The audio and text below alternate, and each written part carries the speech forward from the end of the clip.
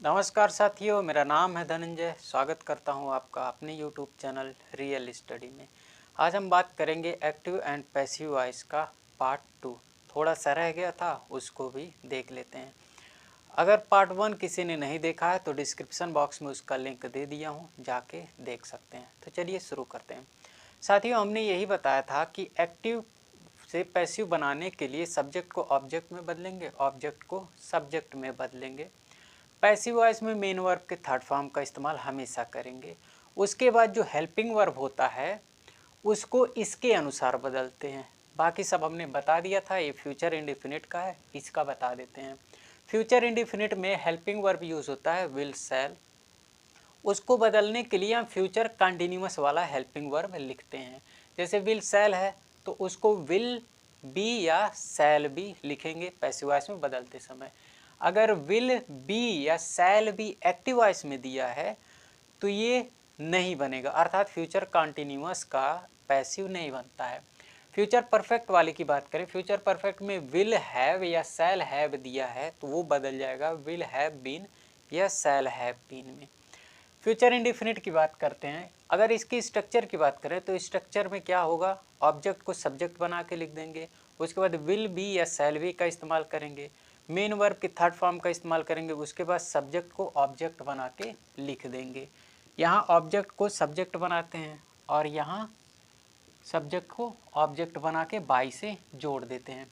Example के माध्यम से अगर हम समझें तो I shall write a letter to my best friend. यहाँ ऑब्जेक्ट क्या है, ऑब्जेक्ट है ए लेटर, इसको बना दो सब्जेक्ट, हो जाएगा ए लेटर, ये सब्जेक्ट हो गया। उसके बाद हेल्पिंग वर्ब क्या है, यहाँ शैल है, अर्थात ये शैल। शैल यहाँ आई के अकॉर्डिंग दिया है। अब ए लेटर के अकॉर्डिंग यहाँ विल आएगा, क्योंकि शैल का इस्तेमाल केवल आई और वी के साथ करते हैं, बाकी के साथ में विल का इस्तेमाल करते हैं। उसके बाद बी लिखेंगे। उसके बाद मेन वर्ब के थर्ड फॉर्म, यहाँ वर्ब कौन सा है, राइट, इसका थर्ड फॉर्म हो जाएगा रिटर्न। उसके बाद बाई लिखेंगे और बाई सब्जेक्ट को ऑब्जेक्ट बना के ही जोड़ते हैं। यहाँ सब्जेक्ट क्या है, आई, इसको क्या करेंगे, जब आई दिया है तो आई का ऑब्जेक्टिव केस क्या होता है, मी। उसके बाद जो बच रहा है उसको लिख देते हैं टू माई बेस्ट फ्रेंड, इस तरीके से बना देंगे। दूसरे एग्जाम्पल की बात करें, she will love him very much. यहाँ ऑब्जेक्ट क्या है, हिम, इसका सब्जेक्टिव केस क्या हो जाएगा, ही हो जाएगा, तो हमने ही लिख दिया है। सी के अकॉर्डिंग विल है, ही के अकॉर्डिंग भी विल ही होगा। उसके बाद बी लगा देंगे, क्योंकि विल को क्या लिखेंगे, विल को विल बी लिखेंगे। उसके बाद मेन वर्ब के थर्ड फॉर्म, मेन वर्ब यहाँ लव है, इसका थर्ड फॉर्म हो जाएगा लव्ड। उसके बाद सब्जेक्ट को ऑब्जेक्ट बना के बाई से जोड़ देते हैं। सी का ऑब्जेक्टिव केस क्या होगा, हर होगा, इसको क्या करेंगे, बाई से जोड़ देंगे। बाकी जो बच रहा है उसको लिख देते हैं, ये बन गया।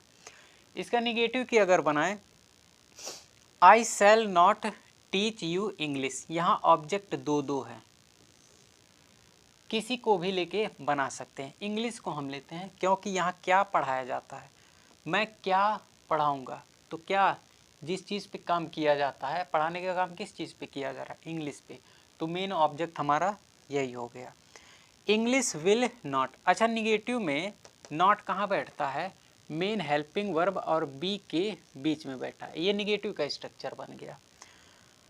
इंग्लिश विल नॉट बी टाट, मेन वर्ब के थर्ड फॉर्म टीच होता है, फर्स्ट फॉर्म टीच मीन्स पढ़ाना, टाट थर्ड फॉर्म होता है।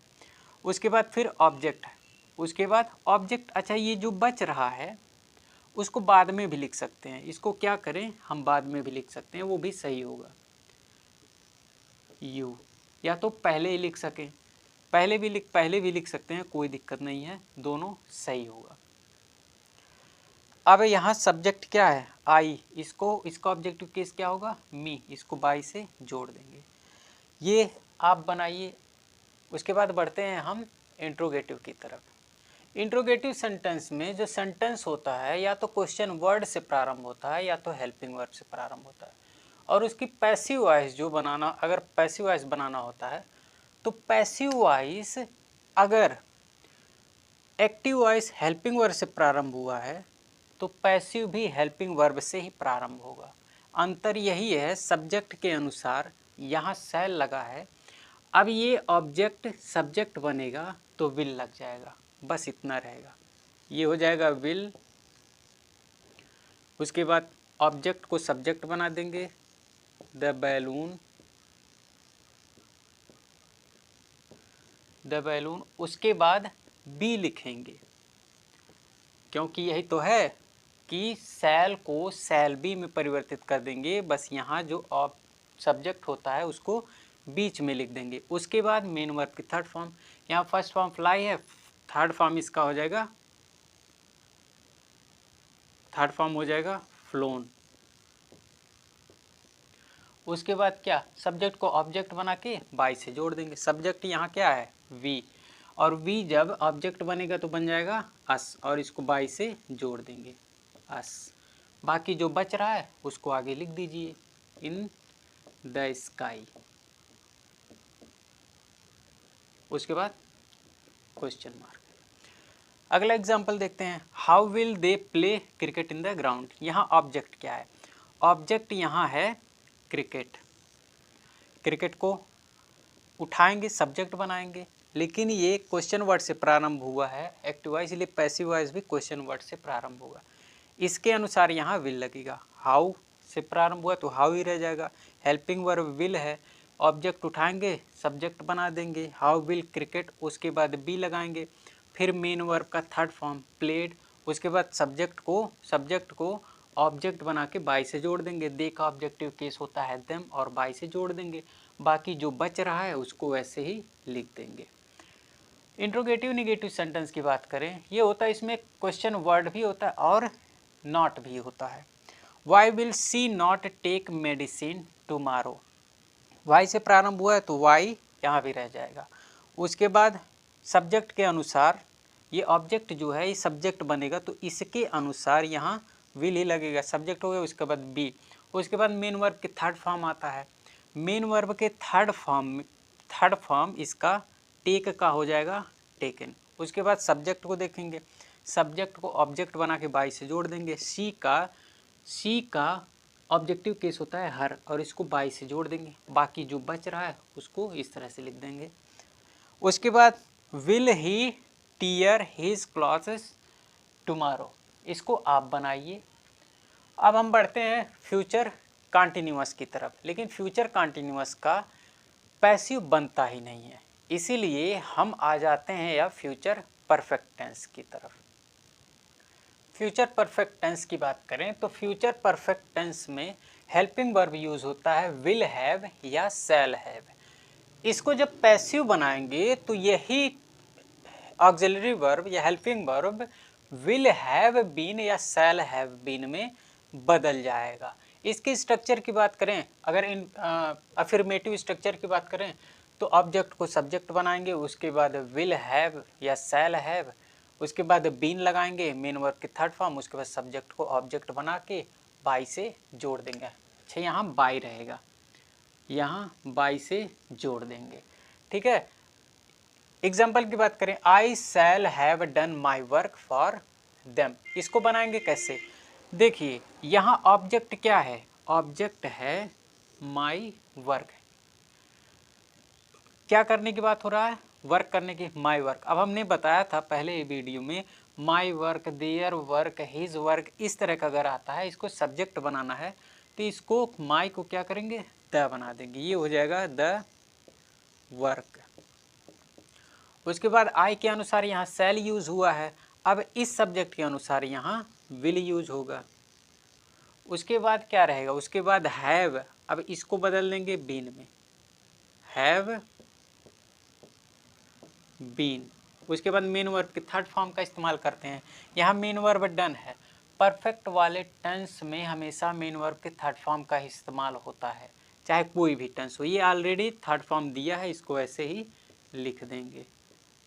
उसके बाद सब्जेक्ट को ऑब्जेक्ट बना के बाई से जोड़ देंगे। आई का ऑब्जेक्टिव केस क्या होता है, मी, और इसको क्या करेंगे, बाई से जोड़ देंगे, और कुछ बच रहा है तो उसको अब आगे लिख देंगे। फॉर देम, यही बच रहा है, फॉर देम। अन्य एग्जाम्पल की बात करें, India will not have one the match, यहाँ ऑब्जेक्ट क्या है, द मैच, इसको सब्जेक्ट बनाएंगे, इसके अनुसार विल लगेगा, उसके बाद हैव बीन लगेगा, उसके बाद यहाँ मेन वर्ब वन है, विन मिस जीतना, वन मिस जीता, थर्ड फॉर्म है, उसके बाद सब्जेक्ट को ऑब्जेक्ट बना के बाई से जोड़ देंगे। इंडिया एक नाउन है अर्थात नेम है, इसलिए ये परिवर्तित नहीं होगा, इंडिया का इंडिया ही रह जाएगा, बस इसके पहले बाई लगा देंगे, बाकी जो बच रहा है उसको लिख देंगे। नेगेटिव सेंटेंस की बात करें तो इसमें नॉट आ जाएगा, और स्ट्रक्चर की बात करें तो विल या शैल के तुरंत बाद नॉट लग जाएगा, ये इसका स्ट्रक्चर हो गया, इसमें ज़्यादा कोई परिवर्तन करने की ज़रूरत नहीं है। They will not have sent us their information, इसमें दो ऑब्जेक्ट हैं, एक नहीं दो ऑब्जेक्ट हैं, अस भी एक ऑब्जेक्ट है और देयर इंफॉर्मेशन भी एक ऑब्जेक्ट है, दोनों को लेके बना सकते हैं, सही होगा। लेकिन ज़्यादातर बेटर ये होता है जिस चीज़ पे काम किया जाता है वो मेन ऑब्जेक्ट होता है। यहाँ क्या भेजने की बात हो रही है, इन्फॉर्मेशन, अस तो भेजने की बात हो नहीं रहा है, इन्फॉर्मेशन भेजने की बात हो रहा है, किसे, अस, इसीलिए मेन ऑब्जेक्ट यही होगा, इसी को लेके बनाते हैं। अब देयर आ गया, इसको द में परिवर्तित कर देंगे, उसके बाद हेल्पिंग वर्ब विल आएगा। अब नॉट इसके जस्ट तुरंत बाद ही आता है, उसके बाद हैव बीन आएगा, उसके बाद मेन वर्ब के थर्ड फॉर्म का इस्तेमाल करेंगे, यहाँ मेन वर्ब के थर्ड फॉर्म ऑलरेडी दिया हुआ है, उसके बाद अस, उसके बाद सब्जेक्ट को ऑब्जेक्ट बना के बाई से जोड़ देंगे, सब्जेक्ट यहाँ दे है, इसको देम में बनाएंगे और बाई से जोड़ देंगे। ये वाला एग्जाम्पल आप करिए। अब हम बढ़ते हैं इंट्रोगेटिव सेंटेंस की ओर। इंट्रोगेटिव सेंटेंस का जो स्ट्रक्चर होगा वो होगा, सबसे पहले क्वेश्चन वर्ड रहेगा, तो क्वेश्चन वर्ड ही आता है इसमें, उसके बाद हेल्पिंग वर्ब आता है, हेल्पिंग वर्ब विल या शैल, तब सब्जेक्ट आता है जो कि ऑब्जेक्ट बना रहेगा, उसके बाद हैव बीन आता है, तब मेन वर्ब के थर्ड फॉर्म, उसके बाद बाई और सब्जेक्ट को बना के ऑब्जेक्ट लिख देंगे। ये हमारा स्ट्रक्चर हो गया। अगर एग्जांपल की बात करें, ये हेल्पिंग वर्ब से शुरू हो रहा है तो इसका पैसिव भी हेल्पिंग वर्ब से शुरू होगा। सब्जेक्ट आई के अकॉर्डिंग यहाँ शैल आया है और यहाँ है ऑब्जेक्ट जो कि अभी सब्जेक्ट बनेगा, तो इस सब्जेक्ट के अनुसार यहाँ विल आएगा, हमने क्या लिख दिया, विल लिख दिया। उसके बाद ये सब्जेक्ट बनेगा इंग्लिश, ये इंग्लिश हो गया। उसके बाद आएगा हमारा हैव बीन, ये हैव बीन आएगा, क्योंकि विल या शैल हैव जब भी आता है वो किस में बदलेगा, विल हैव बीन या तो शैल हैव बीन, इसमें बदल जाएगा। तो यहाँ शैल हैव आया है, शैल हैव, ये बदल जाएगा शैल हैव बीन में, लेकिन यहाँ सब्जेक्ट बीच में आ जाएगा जिसकी वजह से हैव बीन बाद में लिखा जाएगा। उसके बाद आएगा मेन वर्ब के थर्ड फॉर्म, यहाँ टीच मिस होता है पढ़ाना, टाट मिस पढ़ाया, ये थर्ड फॉर्म ऑलरेडी लिखा हुआ है इसीलिए ये वैसे ही लिख देंगे। उसके बाद सब्जेक्ट को ऑब्जेक्ट बना के लिख देंगे, यहाँ सब्जेक्ट क्या है, आई सब्जेक्ट है, इसको ऑब्जेक्ट बनाएंगे तो हो जाएगा मी, और इसको बाई से जोड़ देंगे, बाकी जो बच रहा है उसको लिख देंगे। यहाँ क्या बच रहा है, टू डे बच रहा है तो लिख देते हैं टू डे। अदर एग्जाम्पल की बात करें, where will the birds have eaten the insect, इसमें वेयर से शुरू हो रहा है तो सब्जेक्ट वेयर से एक्टिव वाइज शुरू हुआ तो पैसिव भी वेयर से शुरू होगा। उसके बाद यहाँ देखिए ऑब्जेक्ट क्या है, ऑब्जेक्ट हमारा है द इंसेक्ट, इसको क्या करेंगे, सब्जेक्ट बनाएंगे। उसके पहले क्या आता है, अर्थात क्वेश्चन वर्ड, उसके बाद हेल्पिंग वर्ब विल या शैल आएगा, उसके बाद क्या आएगा, सब्जेक्ट आएगा, तो हमने सब्जेक्ट के पहले विल लगा देना है। उसके बाद हैव बीन आएगा, उसके बाद मेन वर्ब के थर्ड फॉर्म, मेन वर्ब का थर्ड फॉर्म यहाँ ईटन ऑलरेडी थर्ड फॉर्म दिया हुआ है उसको लिख देंगे। उसके बाद सब्जेक्ट को क्या करना है, ऑब्जेक्ट बना के लिख देना है। यहाँ बर्ड नाउन है इसीलिए नाउन में कोई परिवर्तन नहीं होगा और इससे पहले बाई लगा देंगे। इसके अलावा कुछ होता है तो भी लिख देते हैं, यहाँ कुछ है नहीं। अब इंट्रोगेटिव निगेटिव सेंटेंस की बात करें तो इंट्रोगेटिव निगेटिव सेंटेंस में ये होता है कि नॉट भी आता है और क्वेश्चन वर्ड भी आता है, लेकिन यहाँ देखिए एग्जाम्पल जो लिखे हैं ये साथ ही साथ हु वाला है, और हु वाला स्पेशल तरीके से बनाया जाता है क्योंकि यही सब्जेक्ट की तरह खुद काम करता है। और सब्जेक्ट को, इस हु को जब ऑब्जेक्ट के रूप में बदलेंगे तो हुम हो जाएगा, और इससे पहले बाई को लगा देंगे। उसके बाद आता है हेल्पिंग वर्ब, उसके बाद हमारा सब्जेक्ट आएगा जो कि ये ऑब्जेक्ट बनेगा, ऑब्जेक्ट को सब्जेक्ट बना देंगे। उसके बाद नॉट आता है, तब हैव बीन आएगा, अर्थात इंट्रोगेटिव निगेटिव में सब्जेक्ट के बाद यहाँ क्या करेंगे, नॉट लिख देंगे, और यही नॉट आया है। उसके बाद मेन वर्ब का थर्ड फॉर्म, यहाँ मेन वर्ब क्या है, चीटेड अर्थात धोखा दिया, ये मेन वर्ब का थर्ड फॉर्म ऑलरेडी लिखा हुआ है, इसको लिख देंगे। अब ये बचता है, इसको आप बनाइए। इसको अगर बताएं कैसे बनेगा तो यहाँ विल का विल ही रह जाएगा, क्योंकि जब सब्जेक्ट ही हिम है, ऑब्जेक्ट यहाँ हिम है, इसको सब्जेक्ट के रूप में बदलेंगे तो ही आएगा, ही के अकॉर्डिंग विल ही रहेगा। उसके बाद हैव बीन के पहले नॉट लगा देंगे, अर्थात नॉट के बाद हैव बीन लगाएंगे। उसके बाद मेन वर्ब का थर्ड फॉर्म यहाँ टोल्ड ऑलरेडी दिया हुआ है। उसके बाद सब्जेक्ट यहाँ है, इस सब्जेक्ट को ऑब्जेक्ट बना के, अर्थात नाम है तो नाम ही रह जाएगा, उसके पहले बस बाय लगा देंगे। उसके बाद जो बच रहा है उसको लिख देंगे, इस तरीके से बन जाएगा। इसको आप बनाइए। अब हम बात करें परफेक्ट कंटिन्यूअस टेंस की, तो उसका बनेगा कि नहीं उसको देखते हैं। जैसे देखिए प्रेजेंट परफेक्ट कंटिन्यूअस टेंस या पास्ट परफेक्ट कंटिन्यूअस टेंस या फ्यूचर परफेक्ट कंटिन्यूअस टेंस, इन तीनों का पैसिव नहीं बनता है, अर्थात टेंस के आधार पे पूरी तरह से आपका ख़त्म हो गया। बाकी 2-3 तरह के एक्टिव और पैसिव बचते हैं, उसको आगे कराते हैं। जैसे देखिए इसमें अगर देखा जाए विल सेल अर्थात फ्यूचर कंटिन्यूअस टेंस का नहीं बनता है, प्रेजेंट परफेक्ट कंटिन्यूअस टेंस का नहीं बनता है, पास्ट परफेक्ट कंटिन्यूअस टेंस का नहीं बनता है, फ्यूचर परफेक्ट कंटिन्यूअस टेंस का नहीं बनता है। ये चारों प्रकार के टेंस का पैसिव नहीं बनता है।